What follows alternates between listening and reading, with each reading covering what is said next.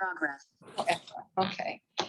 Well, hello. It is Wednesday evening, August 25th, and time is 6:44. I'm Julia Johnson, and I'm calling this city council meeting to order. Please stand with me to say the flag salute. I pledge allegiance to the flag of the United States of America and to the republic for which it stands, one nation, under God, indivisible, with liberty and justice for all. All right, so we are moving on now to the approval of the agenda. Oh, really? Okay, Ward 1, Councilman Brendan McGoffin. Present. Ward 2, Councilmember Joellen Kesty. Present. Ward 3, Councilmember Sarah Diamond. Present. Ward 4, Councilmember Glenn Allen. Present. Ward 5, Councilmember Chuck Owen. Present. Ward 6, Councilmember Carl DeYoung. Here. And at large, Councilmember Kevin Loy. Here. Thank you. Okay, now moving on to the approval of the agenda. Madam Mayor, I'd like to request that we reconsider ordinance 1986-21 under unfinished business for this evening. Do I have a second regarding that? Yeah, go on. I second. So I have a motion by Councilman McGoffin to add ordinance number 1986-21 back onto the agenda. It was seconded by Councilman Owen. Any discussion? All in favor signify by saying aye. Aye. Any opposed, same sign. Nay. So 2 nays, 3 nays. So it carries 4-3. So now we are going to approve the agenda with ordinance number 1986-21 amended onto our agenda. All in favor signify by saying aye. Aye. Opposed, same sign. Okay, motion carries. Moving on to the consent agenda, items 1 through 4. Do I have a motion?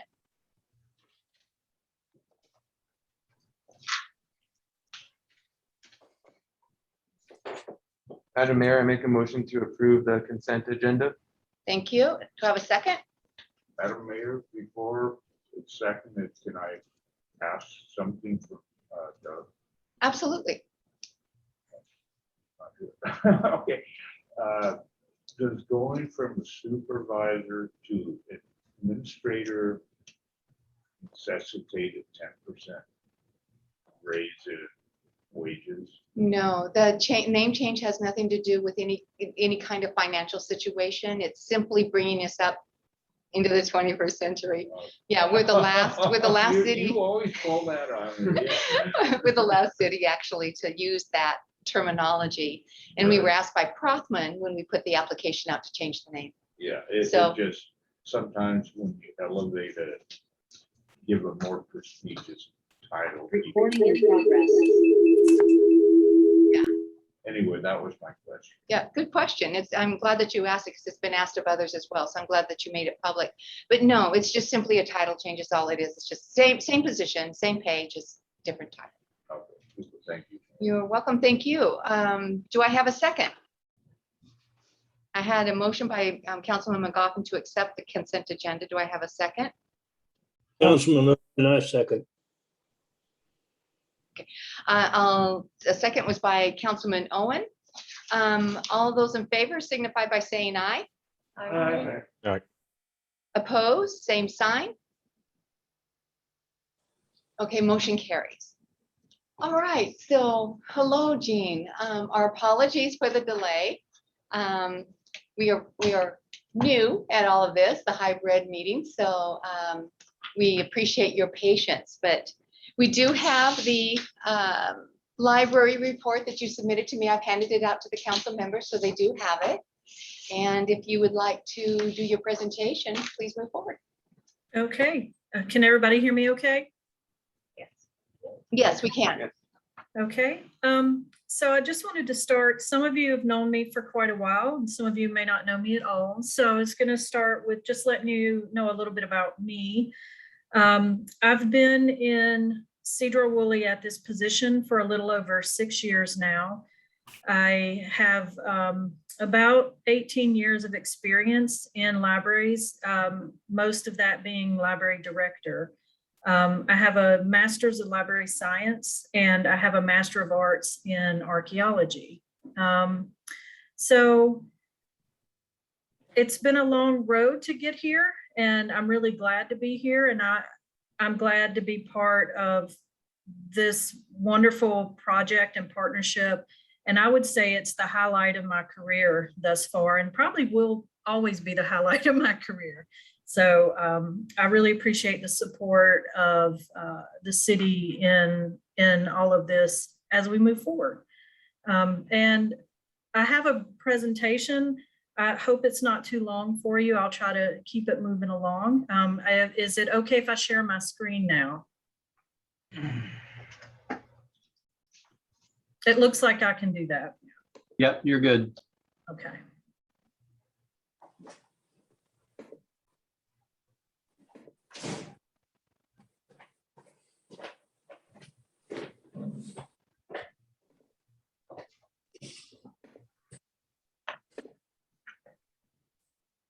Okay.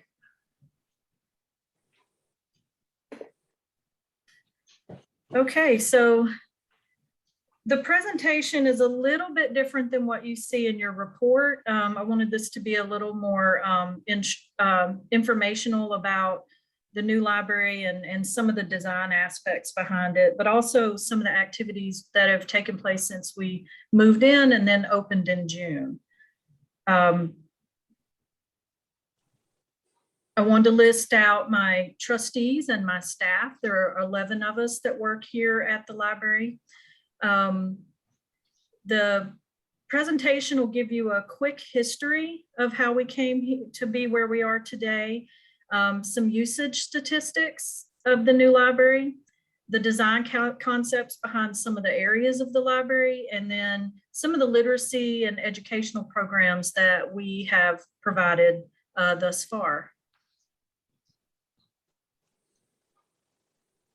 So some of you know this history all the way back to the beginning, and some may not be that familiar with it. So in November of 2012, a ballot initiative passed that created this library district. And so this library district formed kind of a donut around the city of Sedro-Woolley. That first year, in 2013, there were no revenues received, but the county commissioners appointed the board of trustees, and they got to work forming the library. In 2014, we started getting in our first revenues, and the board hired the first library director. They rented the space at the feed barn that you see down in the bottom picture to start the library district off, and hired a director. I was not the first director. I came in about 8 months after the first director was hired.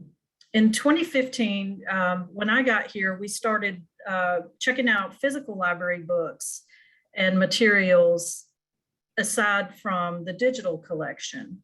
In 2016, partnership negotiations began with the city of Sedro-Woolley after Mayor Wagner came with a proposal for the city and the district to work together to consolidate library services and build a new facility.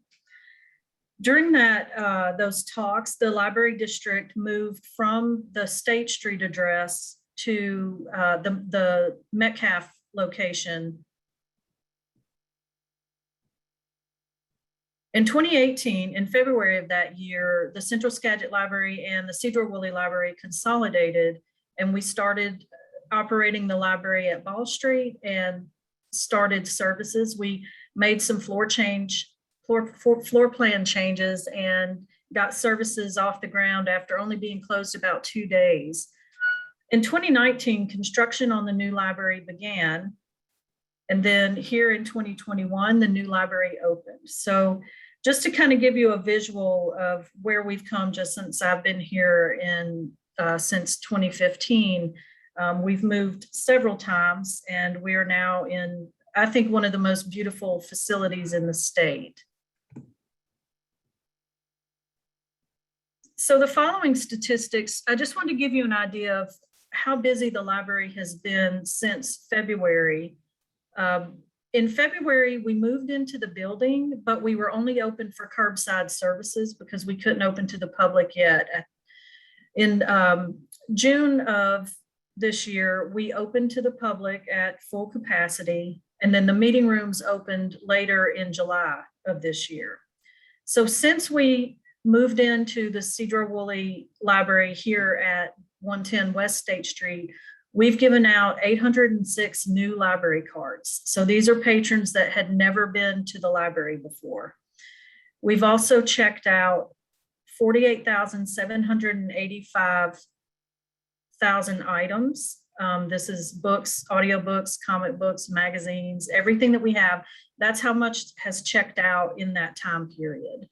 We've added almost 4,000 new materials since we've opened, and we've had 17,861 visits since February 22nd.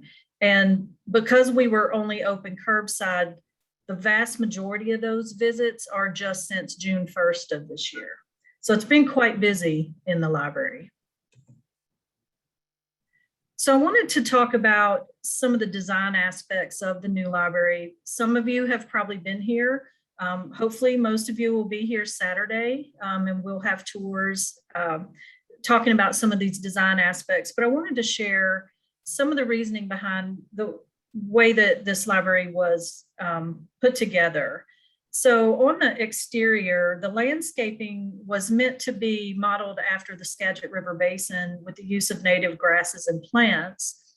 We use the raised planters for educational pollinator gardens, and thanks to the State Street High School leadership students who helped us plant those plants in the gardens. And then the siding's primarily cedar, and I think it's important to note that the roof has the infrastructure to add a solar panel array later.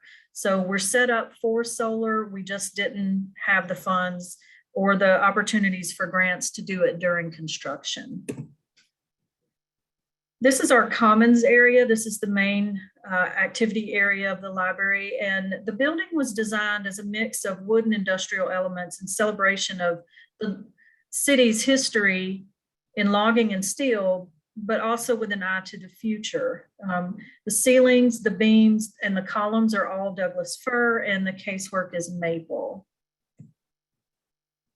Our new community room has been very popular.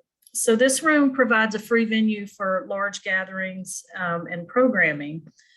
It's for civic and community groups and nonprofit uses. It accommodates up to 150 people depending on how you set up the room.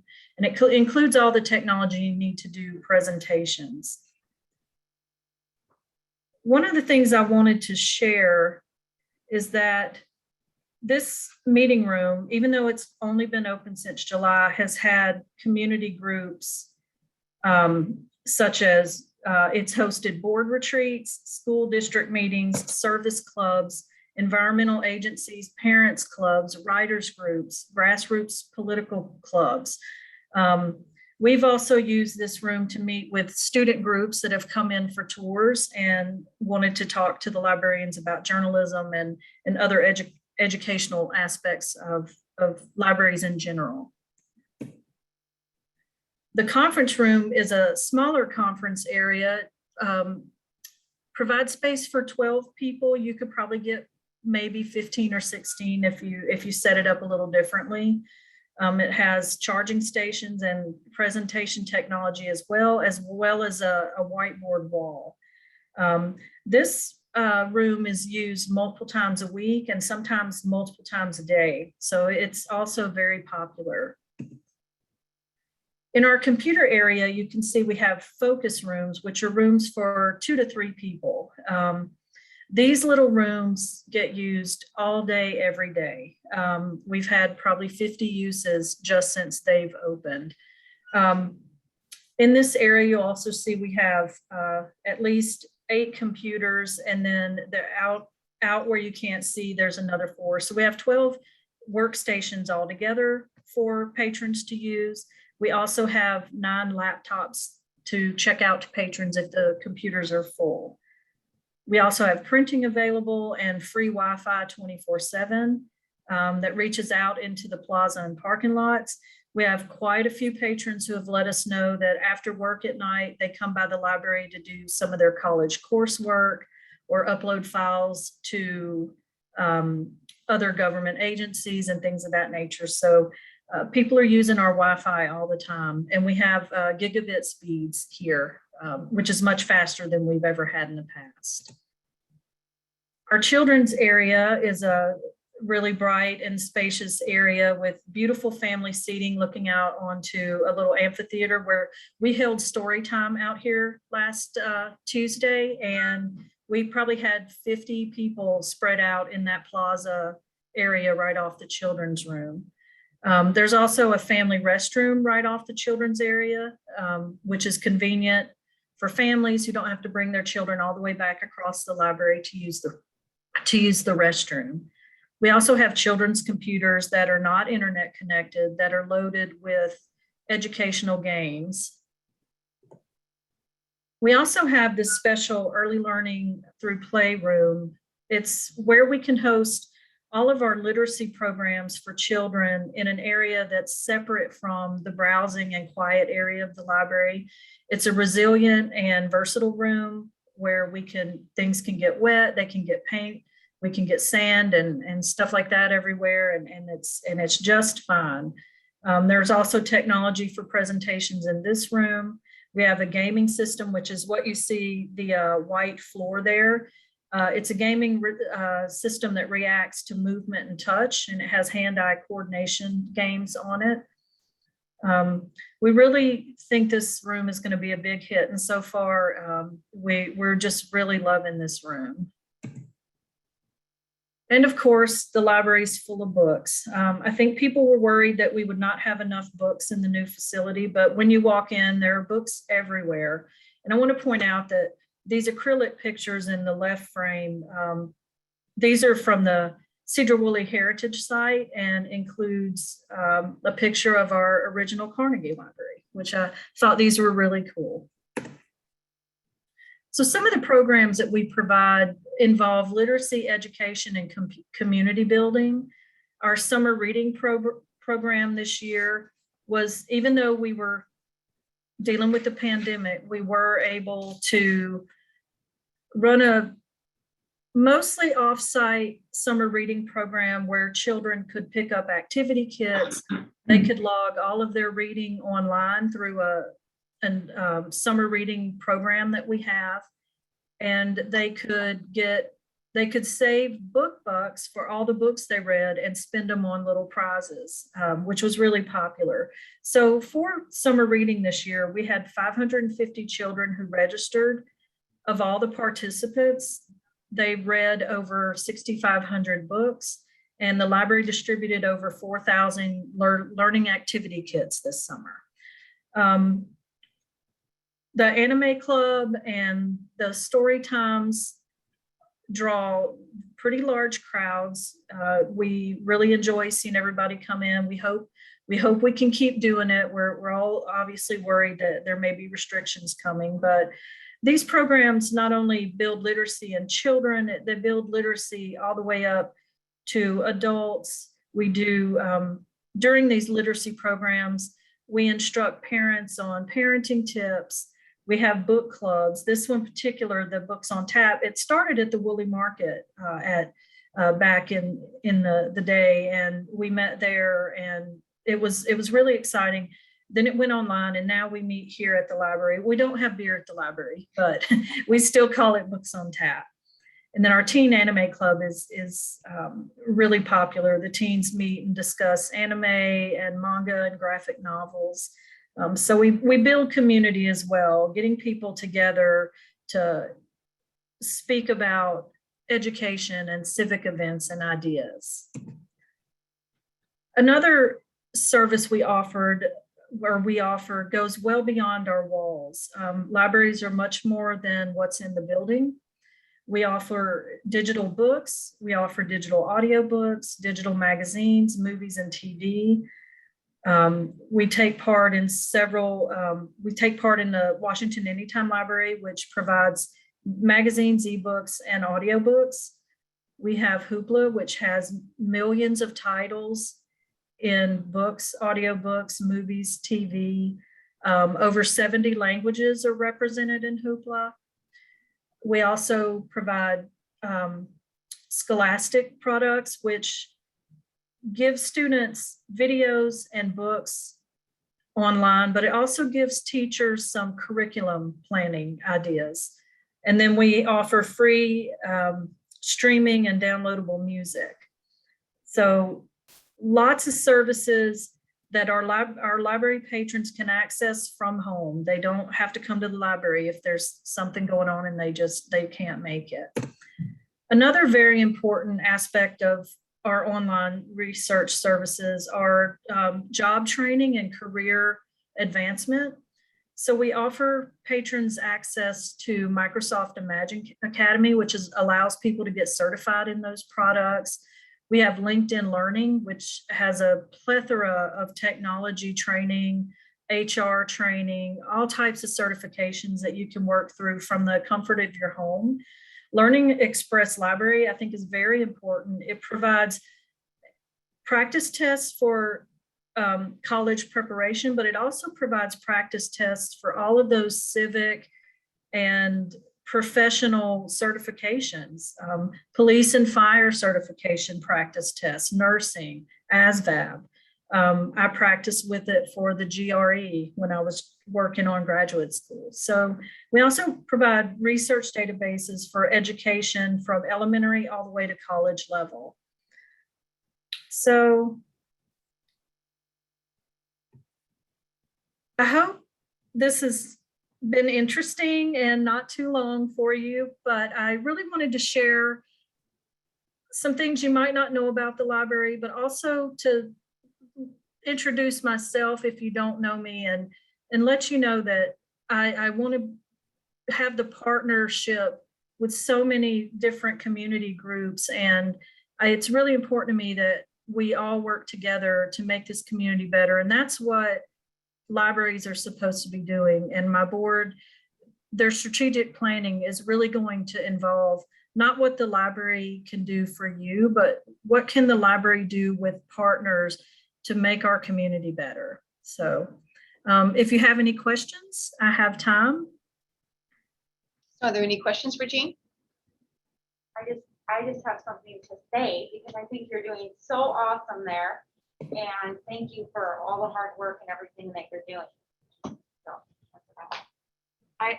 This is Councilmember Diamond. I don't have anything as far as comment, but I do want to let you know that I've personally been in there several times with my children. It is a beautiful place, and the families that are in there and the excitement in the kids' eyes as they're going through the aisles is really nice to see. I also want to let you know that you have an amazing staff there. One of my daughters is dyslexic and went with her grandparents and went and asked the staff for help in finding something that she would be able to read and that would help her and give her some tools. And they sent her home with some audio stuff as well as you know, some textbook stuff that would allow her to be able to work on things on her own without everybody else's assistance and help there. And that was something that really gave her a boost of confidence. And she came home and just boasted about your staff. So I just want to give you and your staff an amazing you know, recommendation and let you know how great that is to see a kid want to learn and want to read and have staff so willing to help. Thank you. Thank you for that. I do have an amazing staff, and we try to welcome everyone, and thank you for sharing that. I would not be here without the support of my staff. Anybody else? Well, Jean, as always, you are extraordinary. I know I've shared that many times, and we are so fortunate to have you here. in our community. So thank you so much for the presentation. And just to reiterate what you had said, the dedication is from 11 to 1 on Saturday, with the ceremony actually starting at 11:15. So I will see you there, and hopefully the staff will as well. Thank you, Great. Jean. Thank you for hanging in there. We're sorry about the technical difficulty, but thank you. Well, in a new building, I know technical difficulties for sure. Okay. Thank you all. Thank you. Thank You're you. very gracious. Bye. Bye, Thank you. Jean. Okay, moving on, we will start with staff reports, and I'll begin with Fire Chief Frank Wagner. Good evening, Council and Mayor. Just want to go over a few things here in the fire world. Call volume is continuing to go up with the pandemic increasing. In the last week, we've seen 362 new cases in the Skagit County. And here in Sedro-Woolley, where in the first few months, we weren't seeing a lot of true COVID patients out on EMS calls. And I think we've had 3 today alone. So we're seeing more of an increase there in the volume of the patients. The deaths are not as high as we had last year, which is a good thing with all the vaccinations that have been going on. The stressors and the anxiety here in our world are being able to staff going forward with the proclamation and the mandatory vaccinations. You probably saw the article this last weekend. We have 48 folks on staff between our residents that live here and volunteer, the volunteers that live at home, and our career staff. So of those 48, we have 14 folks that are undecided or unknown at this time. So we're crossing our fingers and hoping that we don't lose some of those key people because of the proclamation that's been handed down to us, and trying to come up with some contingency plans on how we're going to staff and continue to provide the services that we have for these past years, and the what ifs that are going to go with that. But as always, we have some amazing volunteers and residents here that always seem to step up and make things happen. And we got to show them the appreciation and the love that we have with this community. And we're continuing to try to recruit and develop folks from the outside. Unfortunately, our pipeline that we've had over the past few years with the college and some of those programs with the pandemic have been shut down. We don't have the recruit volunteer academies that haven't been open for a year or two. And the EMT classes have kind of subsided as well. So our normal ability that we've had to recruit and bring in these folks has been impinged upon. And the other fear with the possible loss of a lot of these responders and nurses and stuff in the state will create a lot of jobs. And in our system here with our volunteers and residents, excuse me, we're having some more calls. But with the possible loss of jobs throughout the state, with a 20 or 30% of those folks in the EMS and fire world that could be without jobs in October, will open up a lot more positions to be hired. And we've done such a good job in training and developing these young kids that come through our program that they're ripe for the picking to pull into those positions too. And what will we do with staffing and planning going forward with that? So that's where we are in our world. And the other thing that I wanted to bring up tonight is we have an individual that's been here will be 30 years, September 23rd. He has risen through the ranks as a volunteer, been a resident and lived in the station down at the old dilapidated building on Murdoch, where we were roommates. And now he's the new chief of Fire District 8, Joshua Carpenter. He is currently a captain with us. September 23rd will be his exact date of 30 years with the city. And that was the goal he had, even though he's been double dutying it and working both places and burning the candles at both ends. That will be his 30th year. And we're, us and the Volunteer Association is trying to come up with a plan on what we're going to do to commemorate that. And all of you will be invited. But reach out, give him a congratulations. We're going to miss his service and everything he's done. But he's still going to be around because we partner really well with District 8 And he'll probably still be here every morning for coffee, but the presence and the knowledge and stuff is appreciated, and we're definitely going to miss him. All right, thank you, Frank. Police Chief Lynn Tucker. All right, just a couple of things. The first thing is we had an officer injured by a suspect here about a week ago.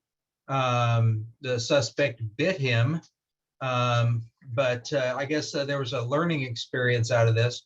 First off, the turtle that bit one of the new officers learned what human flesh tastes like. And second, the officer learned not to stick his finger in front of a turtle. So it was a learning experience for everybody involved. And the turtle is currently is in a very nice in custody down in, I think, somewhere in Snow County, that Laura found him a home down there. And the other thing I got is a little bit more interesting.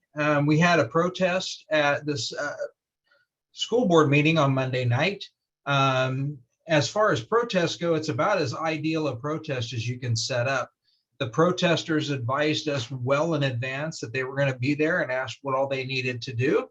And we said, there's nothing, all we really need to do is just maintain contact and see how we can keep everybody safe. They were going to be holding signs and doing like an informational picket out in front of the school district building at the school district meeting. Want to make sure everybody was safe out there as they were on Cook Road. And then the school district had worked to set up kind of an overflow area for folks that couldn't get inside the school board meeting. And it really went well. We got probably about an hour and a half worth of folks able to get up and speak directly to the school board, and both for and against. It was mainly over wearing masks, kids wearing masks going back to school, which is a very energized topic right now. And a lot of other school boards have not had a successful meeting due to some things that have happened at school board meetings. But in typical fashion, the folks that live and work and are around Sedro-Woolley did exactly the right thing. They got out, spoke their mind, and were very pleasant about it. So it worked out good, and it was a really good partnership between the police and the protest folks and the school district. So everything worked out, but just to let you know that did happen and it went well. And other than that, I don't really have anything else to offer for the group, Mayor. Thank you. So I don't know, Lynn, if you saw the email that actually came in from Dr. Mickelson, our new school superintendent, but I am just going to read a little bit here into the record, and then I'm going to make sure that all of you have this. It will be distributed to you. But she sent a letter commending and thanking Chief Tucker and his team for the support Monday night. And she said that she honestly believed that they were instrumental in keeping the meeting civil, respectful, and productive. She goes on to say that Chief Tucker was extremely responsive, even on the weekend. And while I was away at conferences, he was responsive. And she said the staff and the board felt safe, and she is very grateful to you and your team. So I think that that's really wonderful. And I think it's great that we have a chance to let other people know about this too. So thank you, Lynn, for all that you do. You have a good team, and that comes from good leadership. Thank you. It takes a team to make it work, and everybody involved was part of that team. But thank you, Mayor. I appreciate it. So I know Director of Building and Prince John Coleman is on vacation, so I'll go to Director of Public Works, Mark Freiberger. Thank you, Mayor. Good evening, Council. I'm just returning from a short vacation and really don't have much to offer tonight on the construction projects. Our pavement preservation job is continuing, I know, and we just did some paving on West Eastern last week. So other than that, we have our ongoing design work at the SR20, SR9 intersection. We're still waiting to hear back from DOT on their plan review so we can request construction phase obligation. And our design is ongoing for the Olmsted Park project and for the Cascade Trail West Extension project. So those things are moving forward, and the rest of it we'll talk about in the agenda items. Thank you. All right, thank you, Mark, and welcome back. Director of IT, Bill Chambers. Hi, so you hear me okay? Yes. Great. So basically, been working on the prep for the cemetery management software. Glenn's been working on that with the vendor. And setting up a lot of tech for new hires and transitions of offices by mostly finance staff. Also, we selected and offered the position for the IT specialist to Ulysses Tovar Canyo. He'll be starting on the 16th of September. And not a moment too soon, as I'm sure we're going to be doing more troubleshooting on this on the council interface with Zoom for the hybrid meetings. I appreciate your patience tonight and your willingness to be flexible and move upstairs. And that's about it for me. Thank you, Bill, and thank you for all that you did tonight. I know it was a lot of work, but we appreciate you. I hope you know that. Thank you. City Attorney Nikki Thompson.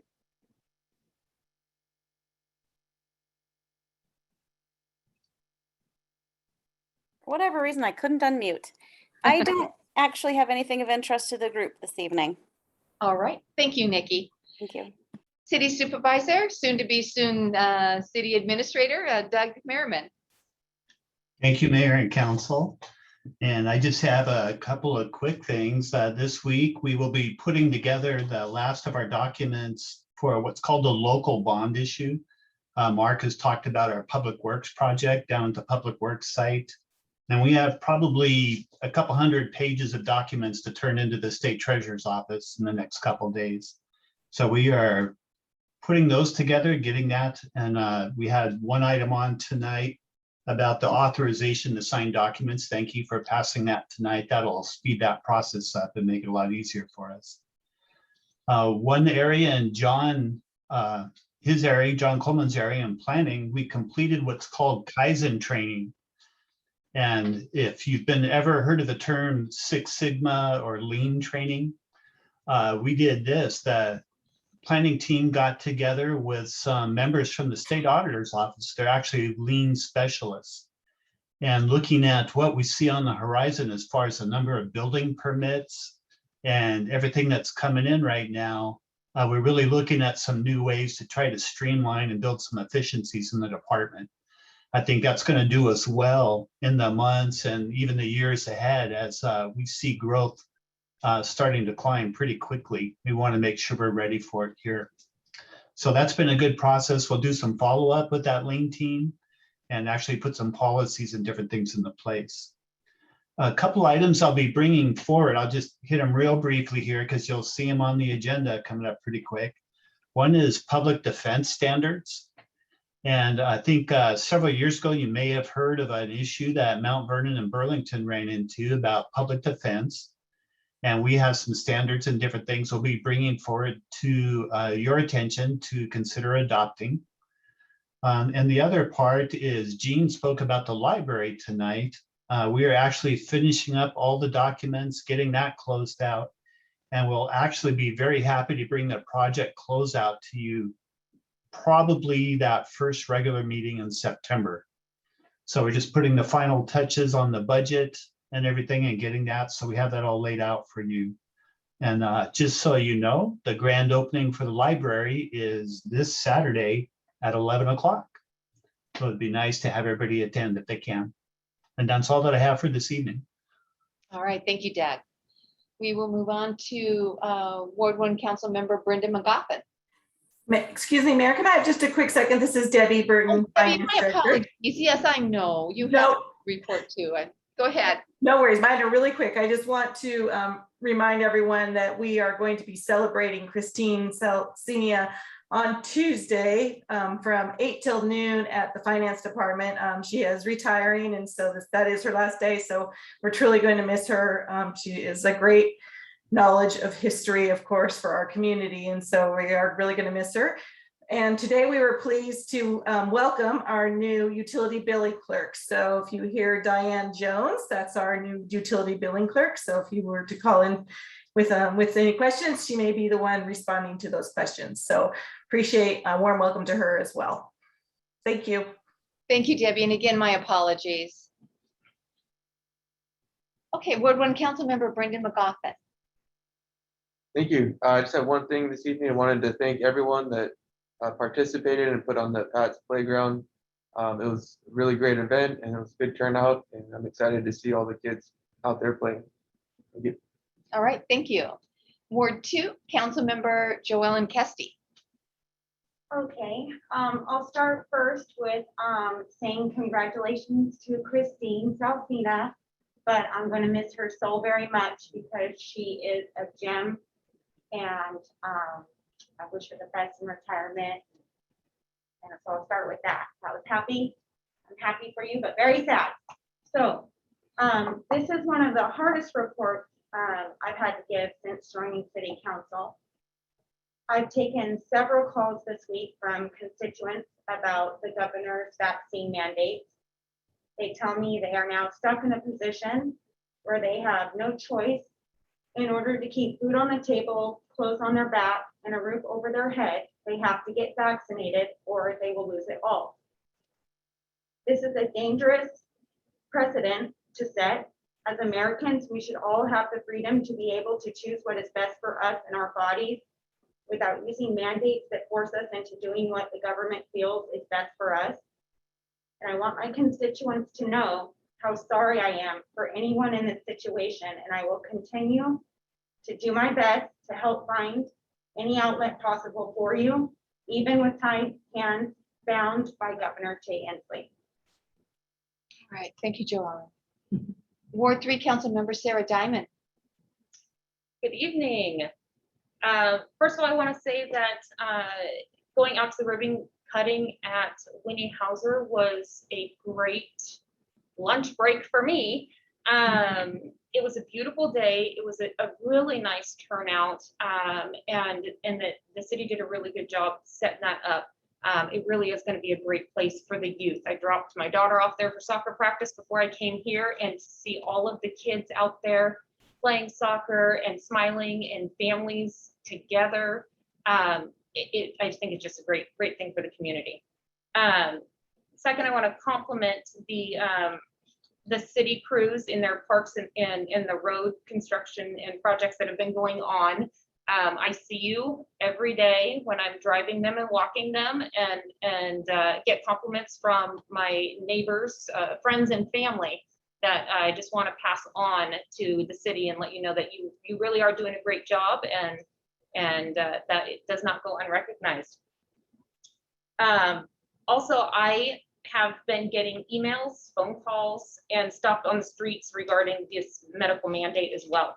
And people scared that the city of Sedro-Woolley is going to start a vaccination passport program. And I just want to let everybody know that this is the kinds of stuff that I am getting hit with. I personally would never support anything of that nature, ever. I do believe that it is discrimination, and I think it's an overreach. I have friends and family that are directly affected by this, that are going to lose their jobs and their livelihoods. When grown men call you crying because they don't know what to do because they have underlying medical conditions that they can currently do their job in, but if they have the vaccination, there could possibly be an outcome, and advised by their medical doctors that they should not get the vaccine, and they are told that they're going to lose their jobs because of it. It's heartbreaking. And it's absolutely heartbreaking that us as a city and us as a city council have no say in any of that. And it's heartbreaking to me as well that national immunity is not even being considered. When I know for a fact, I know somebody with COVID right now that can go off to college and go to another state after their 14 days is up without being tested again. And that state is considering them to be vaccinated for all intensive purposes with a letter from their doctor. This state is not allowing that at this time. That's my understanding. I know that there are many people that have reached out to state representatives, attorneys, federal attorneys in this state. And I know that our fire department is working endlessly trying to find additional routes. and alternatives for some of these people. And right now our hands are tied, but I do want all of the people of Sedro-Woolley that feel that they're affected by this to know that this is in fact not anything that council has had anything to do with, or at least as far as I'm concerned, everybody can speak for themselves, support. It is going to really hurt our community, from the school district, everybody from the janitors to the lunch crew, to the teachers, to the bus drivers. I mean, everybody, the fire department, and the downfall that this is going to have on the community as we're trying to build the staff back, the lack of experience that we're going to see, the struggles that we're going to have, the hospitals that are going to be understaffed because of this. So there will be a downfall in all of this, and it is definitely not something that I support as a council member. But I just wanted everybody to be aware, and this is coming from people that are vaccinated and unvaccinated, so it's not just one side, one party, it's not one political party, it's people from everywhere that are approaching me in this conversation. So I just wanted to make that noted. And then I just also want to thank you, Bill, for sticking with tonight and trying to get this going for us all, because it is definitely a meeting we needed to continue, and I appreciate you trying to make this possible. All right, thank you, Sarah. So Ward 4 Council Member Glenn Allen. Thank you, Mayor. I'm really impressed. After hearing the last couple esteemed council ladies. Anyway, I appreciate you. I don't know, you came over and we visited for like an hour together outside in the backyard. And I did capitulate on the administrator. And at first, I mean, a rose by any name is a rose, and I thought it was semantics, but I voted for it. I would like to have done seriously. We've got 4 more meetings before the November election. To my knowledge, you can ask our city attorney. I think we've got 4 people up for election, and Brendan and I and Chuck will not benefit because we can't vote ourselves to raise. But if we don't do something before the election, there's going to be 4 more years for 4 more people. And I would like him to just bring some information, last pay increase, blah, blah, blah. You know what I'm saying? Mm-hmm. Mm-hmm. And, I mean, I'm sorry, but we're running out of time to do it. And I think it would probably take a first reading and probably a second, because there might be some blowback to the people that are running for office. And if they say, I'm getting so much resistance, keep my wages where they're at, we can do that. But I think it needs to be addressed sooner than later. Okay. So anyway, thank you very much. And thank you for our pleasant chat the other day. Yeah, I always enjoy visiting with you, Glenn. Okay. So yeah, I do hear you. And just to reiterate, just for the record, you would like to see us bring the pay raise forward so that we can have that discussion. And you'd rather see it sooner than later. And then everybody can take it home, discuss, and if they get a bunch of flack from their constituents, sure, maybe that's how it would be. And if they don't, then obviously people are not. But it's been 12 years since they got a raise. They need for 16 years without a raise. That's my question. Appreciate it. Thank you, Glenn. Okay. Moving on to Ward 5, Council Member Chuck Owen. Thank you, Mayor. I only have a couple of things. I want to wish Christine a happy retirement. She's one of the old fixtures around Sedro-Woolley, and it seems like we're losing most of the old people, but I want to congratulate her to make the move while she still has good health and fairly young. And I guess that's about all I have for now. All right, thank you, Chuck. Council Ward 6, Councilmember Carl DeYoung. I don't know why I had trouble getting that out. Sorry, Carl. Thank you. It's so many syllables. From Ward 6, seeing some great road projects, improvements happening. I did have a question for Mr. Freiberger about the schedule on Township and State on that four-way intersection, looking like we're putting in ADA ramps and looking for a completion schedule on that. And I see you law enforcement out there in the mornings, and thank you for your emphasis patrols that are happening, and our neighbors appreciate that. And I'm glad I was doing the limit today on State Street when I encountered Chief. So that's road improvements are big on people's minds, and I do want to say au revoir to Christine. I know she won't be leaving the community, but all that institutional knowledge leaving City Hall is you'll be missed. And I always loved calling City Hall and having you answer the phone and getting to talk to you directly. So thank you for that, as it was kind of a one-stop call we could have. And welcome both new folks, and I wish you well on the new experience and serving the city of Sedro-Woolley. Thank you, Mayor. All right, thank you, Carl. And Council at Large, Kevin Loy.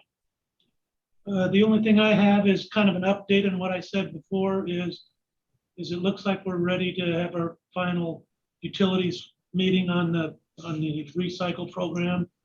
And then we'll be bringing it to the city council for a decision. All right, thank you, Kevin.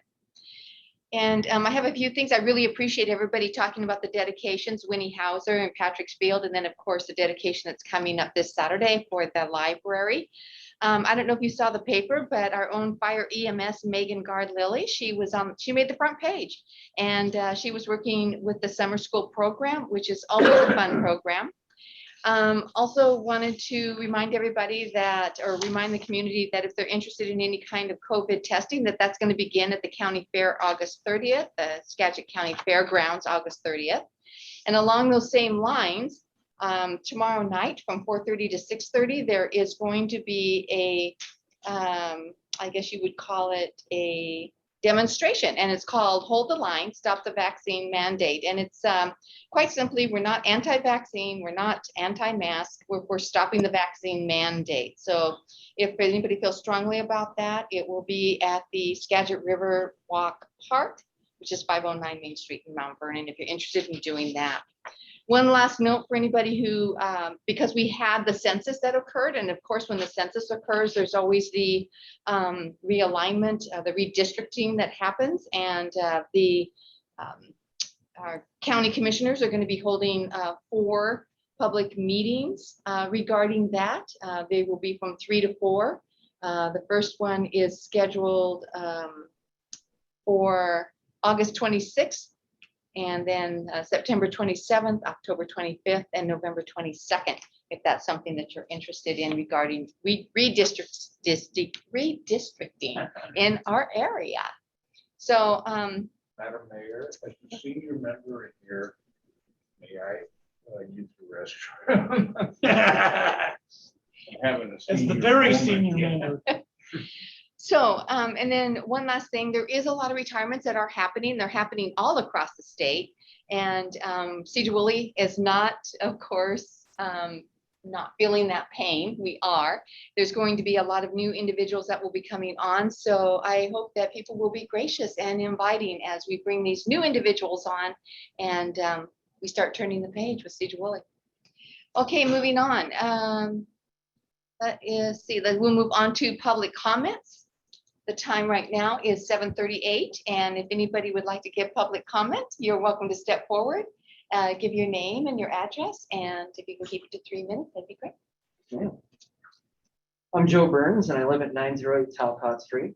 I wanted to take this opportunity to express my deep, heartfelt support for our police and fire departments. Chief Tucker and Chief Wagner have difficult jobs in the best of times. They have lots of spectacular people working for them, and we really can't thank them enough for the hard work they do every day. I would like to see the council find ways to increase the police and fire department budgets to better support them as the world changes around us. As a community, we need to do what we can to help make sure our police and firefighters have the ability to do their job safely and make it home to their families each day. When I was a kid, I was in Big Brothers Big Sisters program. Frank Piano was my big brother. He was a state patrol officer and deeply proud of that fact. Frank would pick me up in a squad car, have me push the button to clock him out. He instilled in me a deep sense of respect for the dangers of his profession and helped me understand the great rewards of helping people. So I just wanted to thank you for your hard work and dedication to our community. Thank you. Thank you, Joe. Anyone else? Hello, my name is Nicola. I live at 721 Evans Drive at Sedro-Woolley. And I just wanted to thank the council for the opportunity to learn more about the city. The inner workings of the city is something that I had not really pursued in the past as far as looking into. And it's a very difficult job. There's a lot of things going on with that. I speak to a lot of people, and a lot of support for our city has come out. And what we've done here and being a little nook outside of the norm and being able to still be very friendly and hometown kind of a feel. That being said, I do have to say that a lot of people are very concerned about the mandatory vaccines, and that is coming up quite often. I just had a phone call with a lady today, and they are super concerned because their entire livelihood works on something that is being forced upon them and isn't constitutional. That doesn't have a lot to do with the city council, unfortunately, but many voices become loud, and I think that that's important. And I think, yeah. All right. Thank you, Nick. Are there any more public comments? Anybody online? Okay, hearing none, it is 7:40 and I will close public comments and we will move on to unfinished business. First item on the agenda tonight is the agreement with Waste Management of Washington, Inc. for acceptable recycling materials. All right, Mayor, I'll go ahead and run with that one. Okay, thank you, Doug. Okay, so this is an agreement that is coming up. Our current agreement with Waste Management expires at the end of this month. So we have just a few more days to go on that one. So this is a new agreement that's been worked out with Waste Management for your consideration. It is a 3-year contract for their receiving our recyclable materials. In the contract, they're proposing a rate of $186.85 per ton. That is about an 11% increase from the current contract that we're running under. There's a term in the agreement as well that they can adjust that rate based on the CPIU, it's Consumer Price Index. They could do that each year. So when you look at the details of this, it comes to about an increase, probably about $17,000 a year is what Leo had put together on that. So those are the main things there. There are a couple of items I put in the agenda packet just for you to be aware of. There's an item called a contamination surcharge. And in case you don't know, occasionally Waste Management will take a sample of our recycle stream and they look to see, do we have things in there that shouldn't be there? And if there are things and we kind of have that habit beginning, we do get a surcharge that's charged to us. So one of the things that always goes hand in hand with this is we need to make sure that we're doing our public awareness on what can be recycled and what shouldn't be allowed to go into the bins. So that's pretty much it. We did have a feeling that the rates would go up on recycling based on the different things we've heard over the past year and a half. We were a little bit relieved it was 11%. We felt it probably could have been worse than that, but that's what they have proposed in this agreement. So our recommended action for tonight is for City Council to approve the recycling agreement with Waste Management and authorize the mayor to sign the agreement. Thank you, Doug. Are there any questions for Doug? Doug, just real quick, do we have any oversight on when they check for contamination if they do? I mean, does anybody verify that there are too Yeah, I've seen this happen in other places, usually at a previous city I was with, when we would do those contamination items, there was usually somebody there from the city. We would verify that with them just to make sure that we were seeing what they were seeing. And it was a good education process for as well, like I mentioned before, just to make sure we're doing the public outreach. That's a really important piece of that. Thank you. All right, thank you. Anyone else? I just had a couple comments, or is it where we? Go ahead, go ahead. I went through the whole contract and looked at it, and Doug said 11%. Well, 3 years, it'll equal 11% is less than 4% a year, so that's not too bad nowadays, I wouldn't think. The rest of the contract's typical boilerplate. The only part you got to pay attention to is what Doug just talked about, was if the recycle gets contaminated, they can up prices on you. So, less than 4% a year is not too bad. And keeping an eye on the contamination, that's about all you got. And Doug, for our conversation in the last meeting, for the record, we don't have any record of being hit with contamination fees. Is that correct? I haven't seen that in the last few years. I could always check back with Leo and see if that's ever occurred, but I haven't seen that cross my desk, at least in the time I've been here. Right.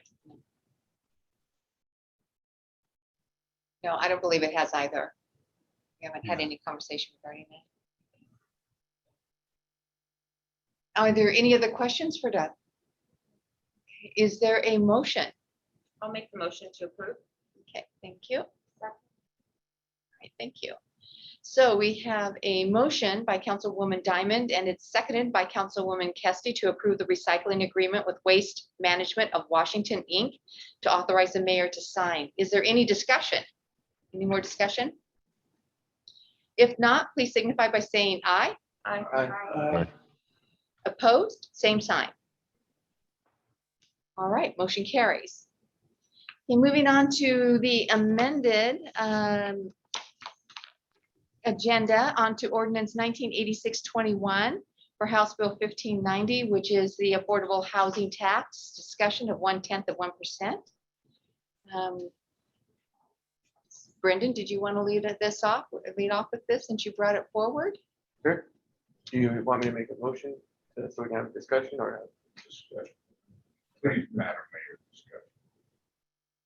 That's fine. Whatever you want to do is fine. We can do the discussion first. Okay, so I brought this back for consideration because I feel like it's a really important issue for us, and I wanted to hear everybody's input and have a discussion about it.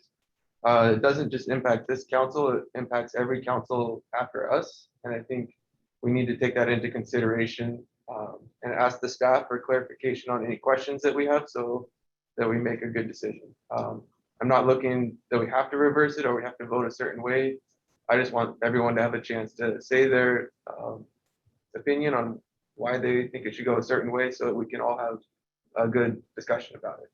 So. I do have a question about that. Is this something that is going to be procedure after something's been voted down, that it can come back? It can come back. For additional? Yes, you can come, yeah. It can be. Reconsideration. How many times, Madam Mayor? Every week or every 2 weeks? I think it, If you don't get the vote you want, you just keep bringing it back and log people on the head, bully them or whatever. I don't know. I'm frustrated about this particular.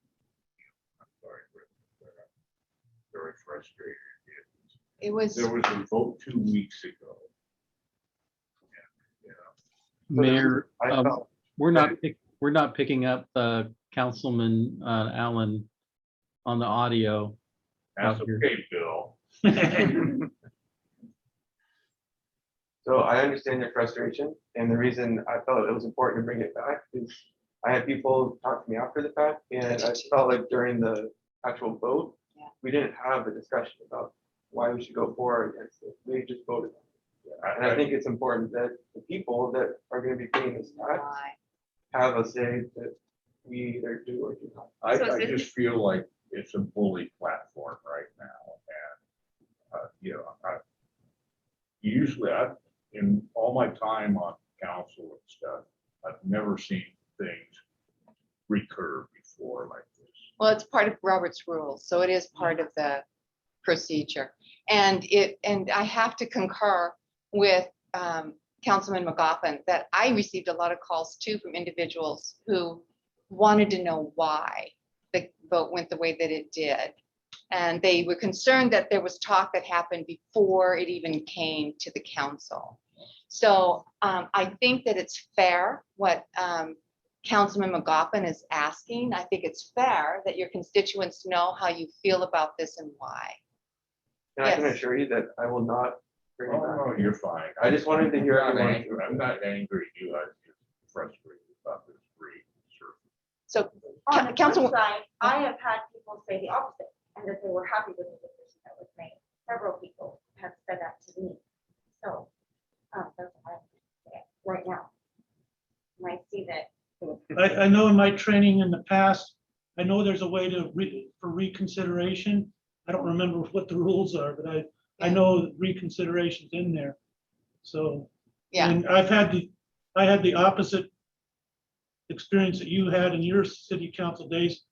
My last time around, there's a lot of, we do it again until we get it voted the right way. So I've had the opposite experience that you've had. Okay, thank you. So Councilman DeYoung. Thank you, Madam Mayor. So I do have a parliamentary inquiry about the flow chart here, just dotting the i's, crossing the t's. So it's my understanding, and I do need a parliamentarian ruling on this, that on reconsideration, it's someone can bring it up if they were in the party of the majority of the vote for reconsideration. So I think the question at hand is, did Councilmember McGoffin vote with the majority and to vote this down, which now would empower him to make the reconsideration motion? So I do know this is something we ran past our attorney.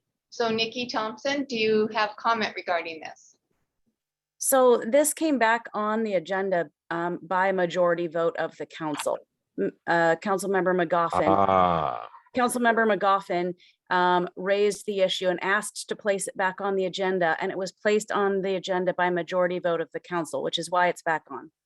All right, so thank you. So it wasn't, reconsideration here isn't to the strict guidelines of Robert's rules of where it has to be someone that was in the majority, in this case, voting no 2 weeks ago, coming back to do a reconsideration now. This is another procedure to add it back onto the agenda, and we did that through the majority at the beginning of the meeting. So that is clear to me. Thank you very much. You're welcome. Appreciate Madam Mayor, Yes, Councilman Owen. I have a couple of things to say. I voted for it, to remain in the city, regardless of whichever way, we're going to still pay that tax. And if it goes to the county, the commissioners, we have a chance of losing a lot of that money. And you know how the people on the council are pro Mount Vernon and probably Burlington, and we might come up sucking hind tit. So I'd rather have the sure thing. It's not going to make any difference. We're still going to pay the tax. And I would rather see it stay here in Sedro-Woolley and benefit the city than send it down to the council and let them do what they want to do with it. Thank you. All right, thank you.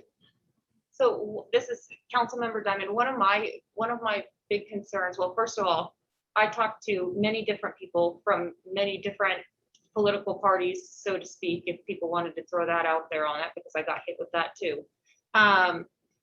And I actually had quite a few people say that they did not want to see this in town. One being that, yes, they want affordable housing, but the affordable housing isn't taxing them or seeing sales tax go to pay for additional affordable housing in our area.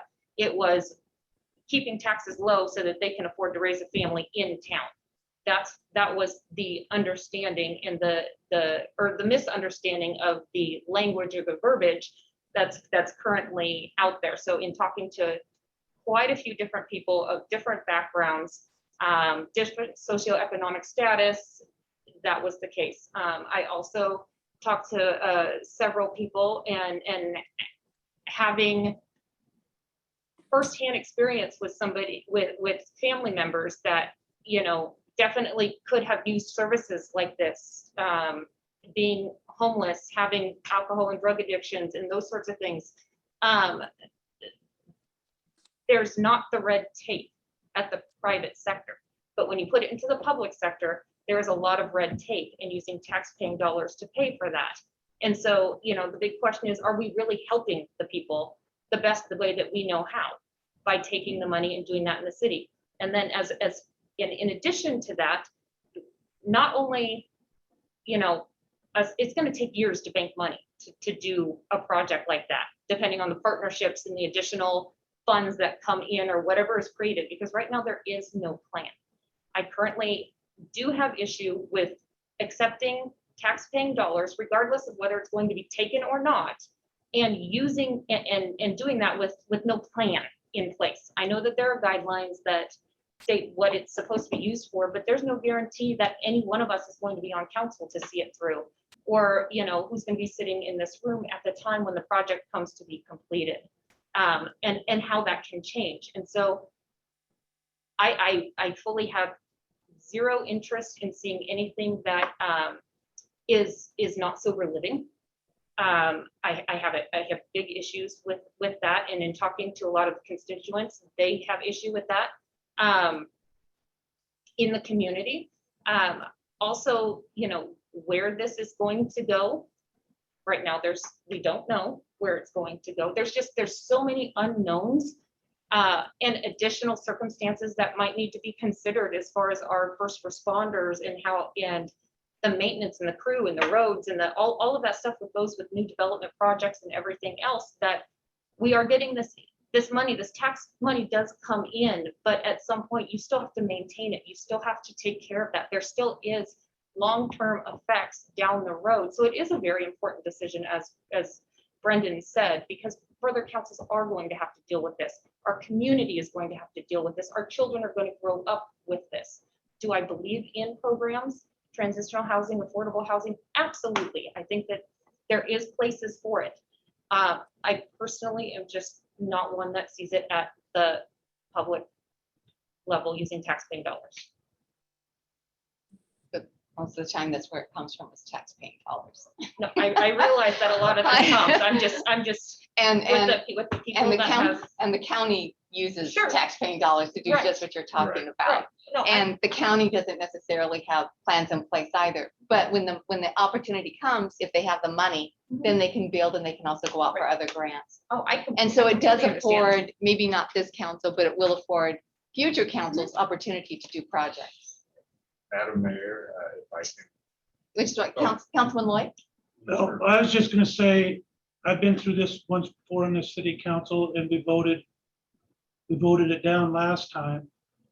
And at the last meeting, I voted against it, but I've been kind of reconsidering. And I, you know, in a way with you, I don't trust government and tax money either. But in this situation, I changed my mind, thinking that it hopefully it will be a pot of money that a responsible city council can use responsibly. So I'm putting it on the future city councils to use it. It's up to the city council to use it right, and it's up to the city council to pick the right project. So that's like when you're on the city council, asking questions is the most important thing you can do, because that's how you find out what's a good project, or what you think is a good project, not just a bunch of smoke that's blowing. So I think it's worth a shot. I wish I'd be around in the future so I could vote against it if they didn't do it right. But I think it's worth a shot to give the future city council the opportunity to pick a good project and be successful. And that's whose problem it is. It's the city council's problem. If they don't control the strings that they've been given, let's go. But that's why I changed my mind, thinking, give them a shot, see what they can do. Councilman DeYoung, did you want to weigh in?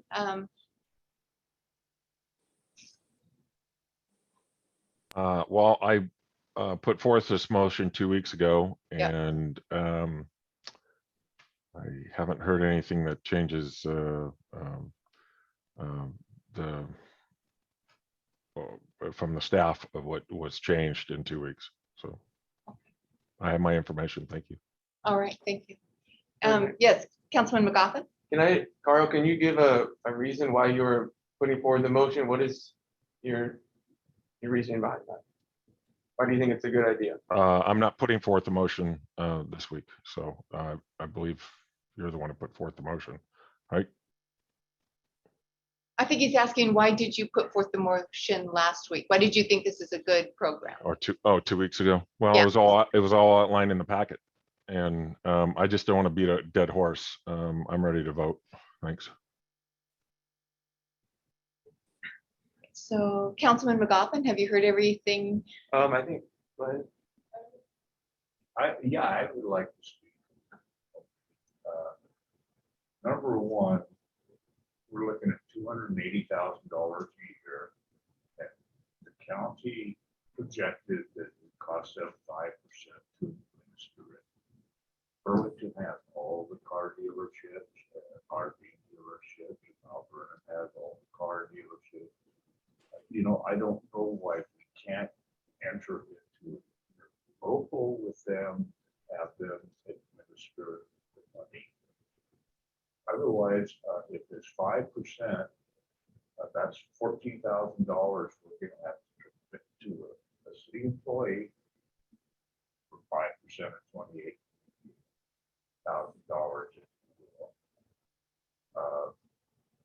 Our city staff was so busy that we were trying to cut 10% of their time off on week on Friday afternoons. I'm sorry, I mean, it kind of sounds stupid, but Well, let's check in. So Director Burton, are you online still? Debbie? Yes, I am. So did you hear the comment about that the county would charge 5% to administer it, which is over $14,000? Is that what we would have to pay to run the money through the project if we had the money? I'm unclear to what council member is it referring to. The city would receive 100% of that money, so we would not be participating with the county at 5% anyway at all. So that would be 100%. The funds would be 100% the city's. All right, thank you. I think the city doesn't take it. If the city does not approve this evening, then the county will get 100%. So it's either the city is going to get 100% or the county will get. I think I read something in the packet where they expected costs to run about 5%. Yeah, the county, but not the city. Right. That's what it would be for the county. It wouldn't cost the city anything. Well, who's going to administer it then, Mayor? Go ahead, Debbie. The future councils would administer, the project would be selected by the future councils. So once there was enough funding to have a project, then the future city councils would manage the project. I mean, this project could be outsourced to a private nonprofit, because I think we're all in agreement they may be better at running these types of programs. So we could just do a contract with a nonprofit organization. There are many ways, but of course, until you have the project, it's difficult to know which way. But the city of Sedro-Woolley would be in control of the funds. Any staff time devoted to figuring out who the money would be allocated to? It would be a combination of the city council. It would be a priority of the city council. Of course, we always support the council on all projects, so there would be some staff time, but it would be the city council's project. Okay, thank you very much.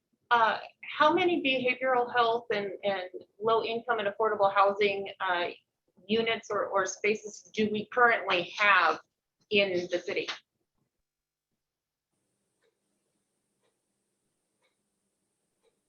Does anybody? I don't think that we have Family Promise. We do have other affordable housing through other agencies that have used the apartments here. We have behavioral health that's actually happening. Right. Yeah, and we also have up at the Swift Center, we have both behavioral health and also addiction recovery. Okay. Yeah, so we do have that. We also have food banks. We also have the Boys and Girls Club. I mean, there's different agencies and organizations that we can actually partner with. Mayor, I do see that John is online this evening from our planning director, so he may have more information on that question. John? Yeah, thanks. So mostly it's the Sedro-Woolley Housing Authority is the local city involved housing authority that has affordable housing that's run through the King County Housing District, but it's managed by a local board of Sedro-Woolley residents that make the decisions. And there's the large apartment building at the corner of State and Township. And then there's 3 other smaller projects that I'm not entirely sure how many units are in each of those. I think they're the Cedar Villas, I believe what they're called, but you've probably seen them. I think they're around 10 to 12 units each. Thank you, John. Yes. So one thing that I had a question about, which I think I already have the answer, but I'll ask anyways, is that I wish with something like this, it didn't have to be so like time constraint and it could go out to the voters so that they could have a say. What would you like to see our constituents, you know? And so now I'm going off of, is that at all a possibility? Could it go on the ballot or any sort of vote so that? No, the tax is already happening. Well, so- it hasn't happened yet. It's planned to happen. They are going to vote for it. But I meant like, as far as us, it's usually, would you like to see that stay in local hands or would you prefer to see it in the county's hands? Is that at all, do we have a choice of that at all? To put that vote out there? Or to forum or to Yeah, something or that for allows something to community hear to come in others. and say something, because it sounds like in our different districts or wards and the people that we've talked to, we have different people with different concerns. So it really does, and it comes to the future of. So I did put that out to Joelle, and she did ask it earlier today, and I said that we could do, it would be public hearing is what we would do. Okay. And you need to bear in mind, everybody needs to bear in mind here that the county is also moving forward with this. So if they choose to take this on before we even vote on it, you lose the money altogether. Okay. Then you don't have a choice at all. Can't enter into interlocal agreements or anything there.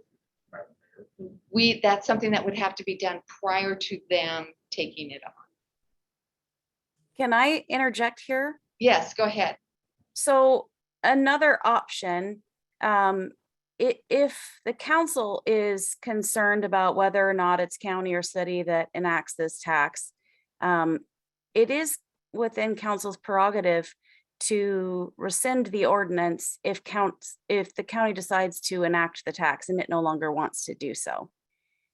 So if council wanted to preemptively take control of the money, it could do so, and then it could essentially change its mind later on and rescind the ordinance and stop the collection of the tax. And that would turn the control back over to the county. All right, thank you, Nikki. You know, to me, the most important thing is for the city council to remember for the successful futures, they're in charge, not Joe Blow or anybody else. City council makes good decisions. They got a good thing. Yes, McGoffin. So I just wanted to touch on a couple points about this because when it first came up, I too was kind of against the city having control and letting the county handle it. After talking to the staff, they answered all of my concerns and I really appreciate that. And I kept digging a little bit deeper because I know in the last meeting, one of the points that really struck home with me was we have no plan. Like if we get this money, we're just going to be holding it. We don't have a plan. And I think that, that's our job is to find, where can we put this money to make the citizens of Sedro-Woolley in a better place? And so I talked to Rini at the school district, and in our school district, in 2020 and 2021, we had 275 homeless children. And granted, that's some outside of Sedro-Woolley, but that's a good number of people, children and families in Sedro-Woolley that do need our help, and that this money could go directly to helping those people. And I think as a council, this is a problem that we need to address. And I don't want to handicap our efforts or the efforts of future councils to identify a problem, but then realize we need to go through all this red tape at the county and convince the county's committee, hey, we have a problem, can we use our funds to solve it? And they say, no, for the next 5 years, Mount Vernon, Burlington, they're getting the funds.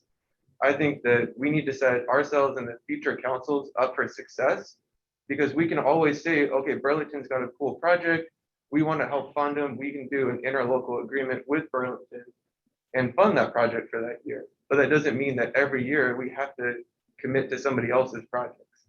It gives the council and every future council the ability to choose where is the best place to put the money. And I think since our taxpayers are paying it, we as a council should be the ones deciding where it goes. So that's how I feel about it. Thank you. I agree wholeheartedly. Thank you, Councilman McGoffin. Is there any more discussion?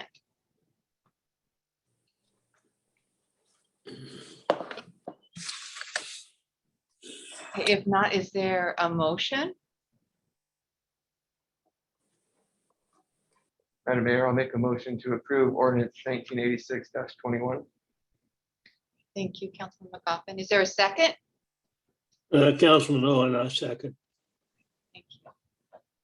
Because of Zoom, I'll call out the names, and because this is contentious, I want to make sure that everybody's vote is counted. So when I call your name, if you could say yes, and that would mean that you are wanting to implement the affordable housing sales tax ordinance, or no, you do not want to. So I'll begin with you, Councilman McGoffin. Yes. Councilwoman Kesty. No.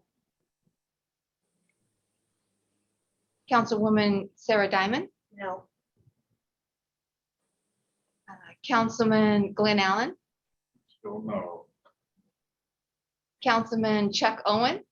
Yes. Councilman Carl DeYoung. Yes. Councilman Kevin Loy. Yes. And it stands 4-3 in favor of accepting and implementing the affordable housing tax ordinance number 1986-21. It was a great discussion. I want to thank the council for that. Yes, thank you. Okay, moving on to our new business, possible bid award of the wastewater treatment plant laboratory operations building and public works project. Mr. Freiberger. Thank you, Mayor. As the memo discusses, we closed bids on the wastewater treatment plant, lab ops, and public works building project. We received a good bid for the project from Faber Construction. As I discussed in the memorandum, their bid was roughly at our estimate for the wastewater lab ops portion of the project. And it was roughly $820,000 under the estimate for the alternate 1 and alternate 2 parts of the project, which make up the public works building and the grading for the future vehicle storage building. So we have a good bid. Faber's a good contractor. They've done work for the city, 1 major project since I've been here. They're well known to our architect, doing other projects for them. And they also just are in the process of completing the county's behavioral health project on Highway 20. So good contract, good bids. Staff does recommend award.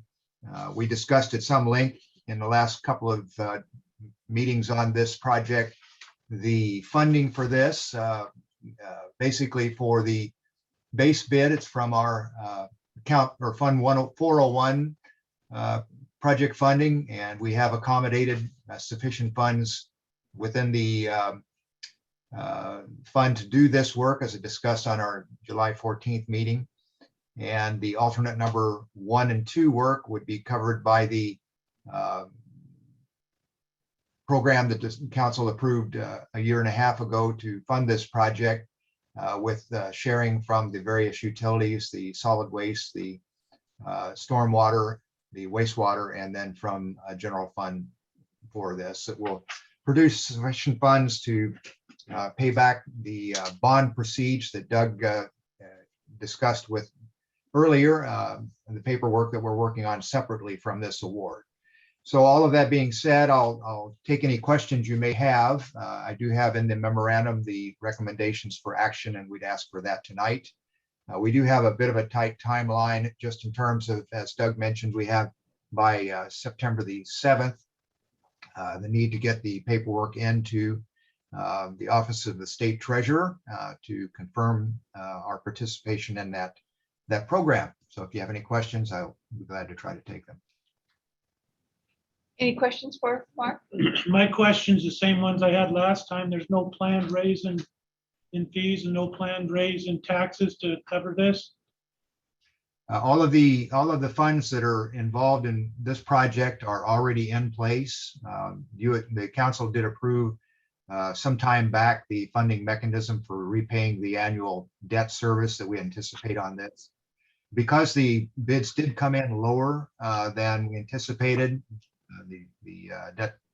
the bond proceeds will be lower by about that percentage, about $800,000. So it'll actually be better than we are currently allowing for in our budgets.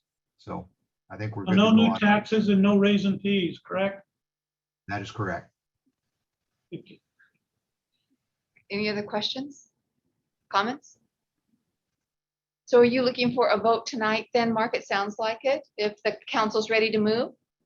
Yes, that's my recommendation, that you act to award them. Are you looking for authorization for both number 1 and number 2 to authorize Public Works, and then the second one to authorize the mayor to execute? That is correct. So we get to execute the mayor. Madam Mayor, I make a motion to do that. I'll second that. Okay, so are you doing both 1 and 2 or just, okay, all right. So we have. In a second. We have a motion by Councilwoman Kesty and it's seconded by Councilman Allen to both authorize Public Works Director to issue notice of award to Faber Construction Corporation, Inc.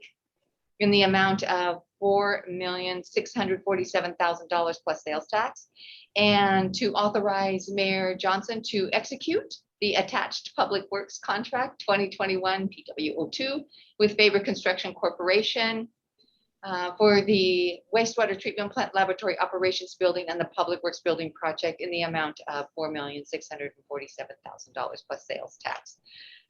Any more discussion? All those in favor by saying aye. Aye. Hey, Any opposed? Same sign.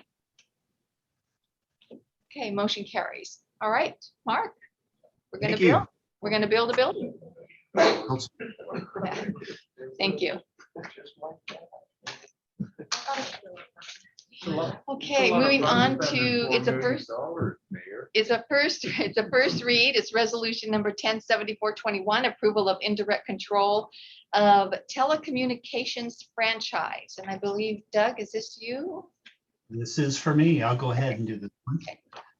So this is just first read tonight, Yes. but the short and sweet story on it is Astound currently holds a telecommunications franchise agreement with the city.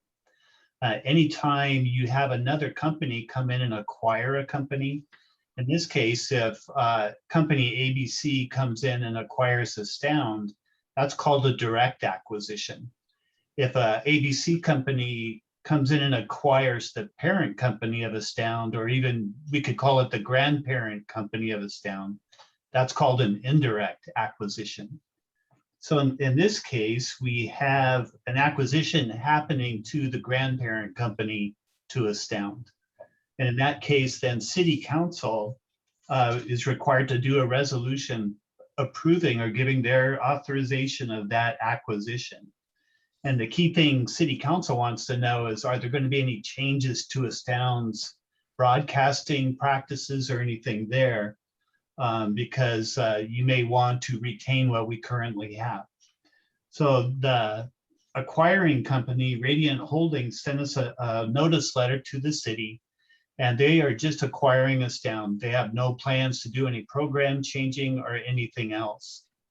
So what we'll be asking for at the next meeting on September 8th, I believe, is for the City Council to adopt a resolution giving that authorization for that acquisition. But there's no action needed for this evening. All right. Thank you, Doug. So yes, that will be back before the council on September 8th. Okay, so tonight we actually have executive session, and Bill, we need your direction here as to how we are to proceed with this. So just sit where you're at, and I will open the room, and you should all be transferred to it. Okay, so now what about, we do have the public here in the room with us. Do I need to? They will need to step out of the room. $10, I'll let you stay. Doug will show you the way. Thank you. And are you ready? Just about. Okay, Okay, we're ready. here goes.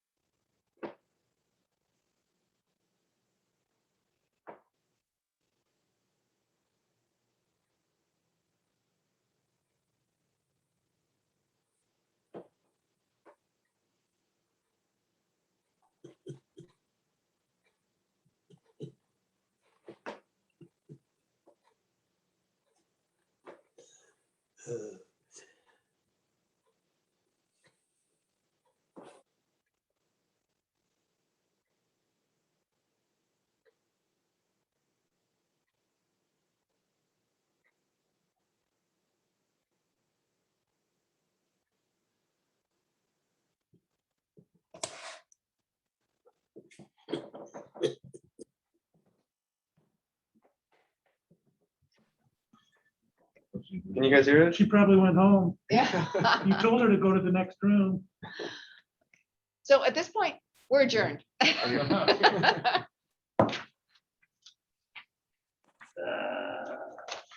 Bye. The chuckle, I think, one chuckle.